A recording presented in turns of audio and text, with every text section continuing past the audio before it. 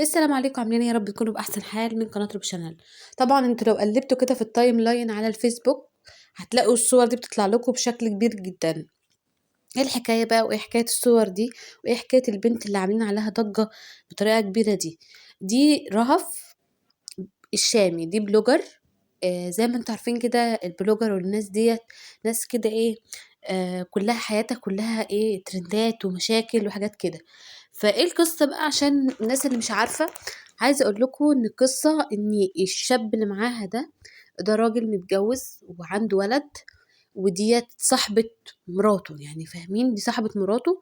اهي دي صورهم في 2017 ودي مراته.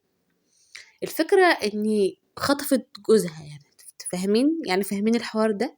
فاهمين يعني ايه صاحبة عمرك وصاحبة كده، صاحبتك اللي انت بتأمني عليها تبقى واقفة جنبك وتاخد جوزك منك؟ يعني حاجة بطريقة مش طبيعية.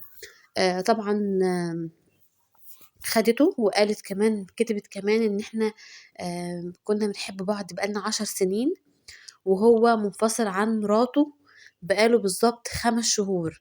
يعني انتوا متخيلين؟ كان مع مراته وهو مرتبط بصاحبتها اللي هي بتحكي لها كل تفاصيل حياتها، اللي هي صاحبتها صاحبة عمرها.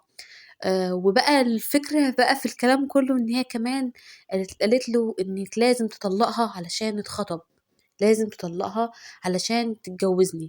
فهو طلقها وساب ابنه ومسح كل صور ابنه على الانستجرام، وكل الصور اللي بتربط بمراته او بابنه او كل الحاجات دي كلها علشان يتخطب لها. قصة بجد تستحق يعني التثقيف يعني. فناس كتير قوي طول على الفيسبوك وعلى السوشيال ميديا دمها محروق وزعلانين ان ازاي كده يبقى في ناس بالطريقة دي، ناس بتستكتر عليكي حياتك، ناس بتبوظ لك حياتك، وهم اكتر ناس انتي متأمني عليهم في حياتك.